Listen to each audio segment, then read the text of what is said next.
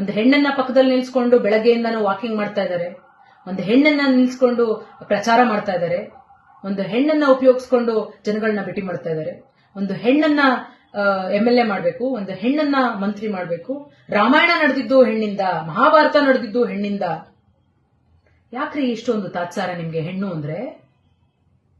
ಯಾಕೆ ಇಷ್ಟು ತುಚ್ಛವಾಗಿ ಒಂದು ಹೆಣ್ಣು ಬಗ್ಗೆ ಮಾತಾಡ್ತಿರಲ್ಲ?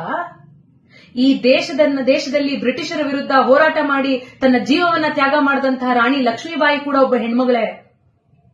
ಹೆಣ್ಣು ಮಕ್ಕಳಿಗೆ ಶಿಕ್ಷಣವನ್ನ ನೀಡಬೇಕು ಅಂತ ಹೇಳಿ ಆವಾಗಿನ ಕಾಲದಲ್ಲೇ ಸಮಾಜದ ಸುಧಾರಣೆ ಆಗ್ಬೇಕು ಅಂತ ಹೇಳಿ ಹೋರಾಟ ಮಾಡಿದಂಥದ್ದು ಕೂಡ ಸಾವಿತ್ರಿಬಾಯಿ ಫುಲೆ ಅನ್ನೋ ಒಬ್ಬ ಹೆಣ್ಮಗಳೇ.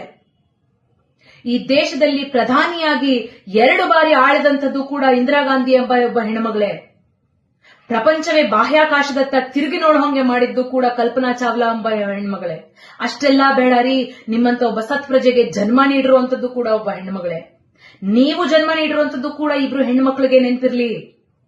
ರಾಮಾಯಣ ನಡೆದಿದ್ದು ಯಾರಿಂದ? ರಾಕ್ಷಸ ರಾವಣ ಸೀತಾದೇವಿಯ ಮೇಲೆ ಮೋಹಗೊಂಡು ಅಪಹರಣ ಮಾಡಿದ್ದಕ್ಕೆ ರಾಮಾಯಣ ನಡೀತು.